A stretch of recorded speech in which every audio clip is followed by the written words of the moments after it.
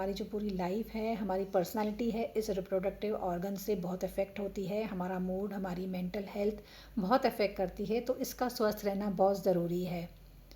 हर स्त्री माँ बनना चाहती है और माँ बनने का सुख हमारे हेल्दी रिप्रोडक्टिव सिस्टम से ही हो सकता है। कौन सा ऐसा एक मोस्ट इम्पॉर्टेंट थिंग है जो हमें थायराइड को कंट्रोल करने में हेल्प कर सकता है? बहुत इजी है, कोई आपको पैसे नहीं लगेंगे, इसमें कुछ भी खर्च नहीं करना पड़ेगा। हेलो, नमस्ते, welcome back to my channel friends. मैं हूं जिगीशा। आज मैं आपसे बात करने वाली हूं कि थायराइड को रिवर्स करने में, जड़ से ख़त्म करने में या कंट्रोल करने में healthy diet, medicines, physical activity and exercise, stress management के अलावा और क्या ज़रूरी है जिससे हमें हेल्प मिल सकती है, जिसे हम इसे ख़त्म कर सकते हैं। और क्या थायराइड में डायबिटीज़ का या इंसुलिन रेसिस्टेंस का खतरा बढ़ जाता है क्या? वीडियो को लास्ट तक देखिएगा, बीच में बंद मत कीजिएगा, पूरा देखिएगा। और वीडियो पसंद आता है तो इसे शेयर करना बिल्कुल मत भूलिएगा। एंड जो व्यूवर्स नए हैं, मेरे चैनल को पहली बार देख रहे हैं, तो चैनल को सब्सक्राइब करना ना भूलिएगा और बेल आइकन को ज़रूर हिट करें। तो चलिए वीडियो स्टार्ट करते हैं। Let's start. थायराइड को रिवर्स करने में मेडिसिन्स हम टाइम पे ले रहे हैं, फिजिकल एक्टिविटी एंड एक्सरसाइज भी कर रहे हैं, योगा भी कर रहे हैं, स्ट्रेस को मैनेज करने में भी हमने काम करना शुरू कर दिया है। बहुत से लोग मोटिवेट हुए हैं, मुझे मैसेजेस आ रहे हैं कि हमने स्टार्ट कर दिया है। स्ट्रेस को मैनेज करना, स्लीप को मैनेज करना, ये बहुत ज़रूरी पॉइंट्स हैं आपके थायराइड हार्मोन को कंट्रोल करने के लिए या रेगुलेट करने के लिए। आपका अगर थायराइड हार्मोन कंट्रोल हो जाता है तो आपके पूरे प्रॉपरली बॉडी फंक्शंस जो हैं वर्क करेंगे। आपका रिप्रोडक्टिव सिस्टम जो बहुत ही इम्पॉर्टेंट है हम लेडीज़ के लिए, हमारी पूरी जो एक बॉडी है, हमारी जो पूरी लाइफ है, हमारी पर्सनालिटी है, इस रिप्रोडक्टिव ऑर्गन से बहुत अफेक्ट होती है। हमारा मूड, हमारी मेंटल हेल्थ बहुत अफेक्ट करती है, तो इसका स्वस्थ रहना बहुत ज़रूरी है। हर स्त्री माँ बनना चाहती है और माँ बनने का सुख हमारे हेल्दी रिप्रोडक्टिव सिस्टम से ही हो सकता है। हमें इस थायराइड को अपनी लाइफ में, अपनी इस बॉडी में बिल्कुल भी आने नहीं देना है। इसे रेगुलेट करना है और अपने आप को अवेयर करना है और हमेशा स्वस्थ रहना है और खुश रहना है। तो हम बात करेंगे कि कौन सा ऐसा एक मोस्ट इम्पॉर्टेंट थिंग है जो हमें थायराइड को कंट्रोल करने में हेल्प कर सकता है। बहुत इजी है, कोई आपको पैसे नहीं लगेंगे, इसमें कुछ भी खर्च नहीं करना पड़ेगा। सिर्फ आपको देना है 10 से 20 मिनट का टाइम।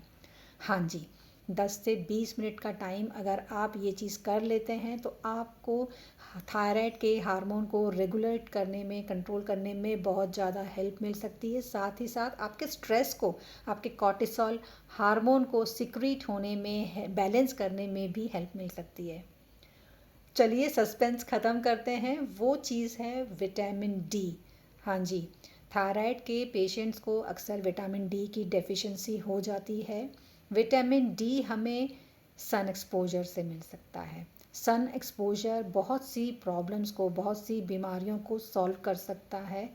आप अगर सुबह 10 से 20 मिनट अगर आप सन में बैठ जाते हैं, सुबह की धूप लेनी है, दिन की धूप नहीं लेनी है, कोशिश करके 10 बजे से पहले की जो धूप होती है उसमें आप बैठ जाइए।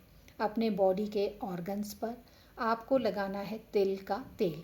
अपने हाथों पर और पैरों पर अच्छे से लगा लीजिए, धूप में बैठ जाइए। घुटनों का दर्द जिनको रहता है उनको भी बहुत ज़्यादा रिलीफ मिलेगा। जॉइंट्स के पेन में भी बहुत अच्छा काम करता है। हार्मोन्स को रेगुलेट करने में भी बहुत अच्छा काम करता है।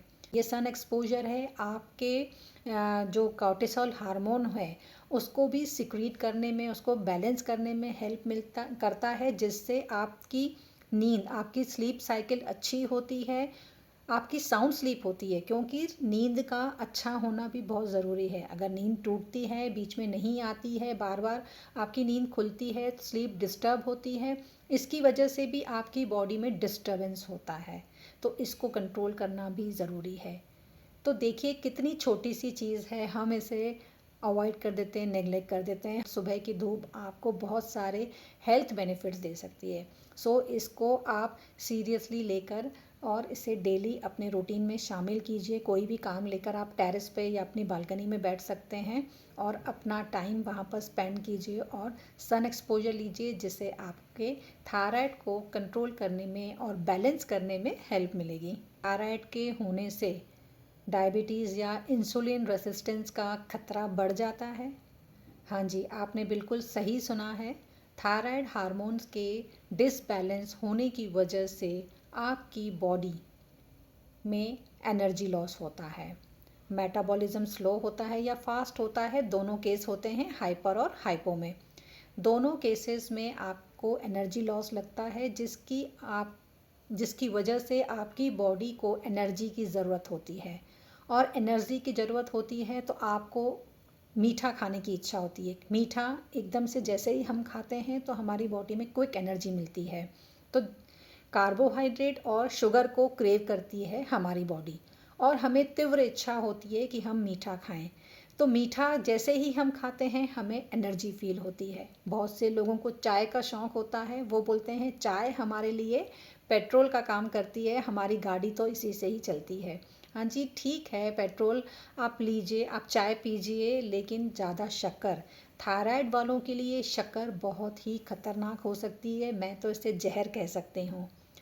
चाय में चीनी अगर आप लेते हैं तो ये जहर का काम करेगी अगर आपको थायराइड है। थायराइड में आपको शुगर से बिल्कुल बचना है। थायराइड को डिसबैलेंस तो करेगी ही सही, आपके इंसुलिन रेजिस्टेंट या डायबिटीज़ का कारण भी बन सकती है। कुछ लोग ऐसे होते हैं कि मेडिसिन्स ले लेते हैं, सोचते हैं कि हम मेडिसिन्स लेके और शुगर ले लेते हैं, इच्छा हो रही है गुलाब जामुन खाने की, रसगुल्ला खाने की, मेडिसिन्स तो ले रहे हैं, कंट्रोल हो जाएगी। बट बिल्कुल आप इस चीज़ को ध्यान रखिए कि जब भी आप मीठा देख रहे हैं तो आप उसे अवॉइड कीजिए। ये एक हैबिट भी हो सकती है। जब भी आपकी बॉडी को एनर्जी लॉस लगता है, आपको टायरिंग फील होता है, आपको वीकनेस लगती है, तो उस समय आपको कुछ न्यूट्रिशन लेना चाहिए। आप अपनी डाइट को, अपने डेली रूटीन को हेल्दी अगर रखते हैं तो आपको शुगर क्रेविंग नहीं होगी। प्रोटीन बहुत ही इम्पॉर्टेंट है। प्रोटीन अगर आपकी बॉडी में अच्छा होता है तो आपको शुगर की क्रेविंग नहीं होगी, आपको एनर्जी लॉस नहीं होगा। अगर बहुत ज़्यादा क्रेविंग होती है तो इसकी जगह आप नेचुरल शुगर पे कंसंट्रेट कीजिए। अंजीर, किशमिश, डेट्स, ये चीज़ें ऐसी हैं जो आपको नेचुरल शुगर देती हैं, आपकी क्रेविंग को भी कम करती हैं। अगर आपको एनर्जी लॉस लगता है तो आप किशमिश को भिगो कर रखिए और डेली आप उसको ले सकते हैं।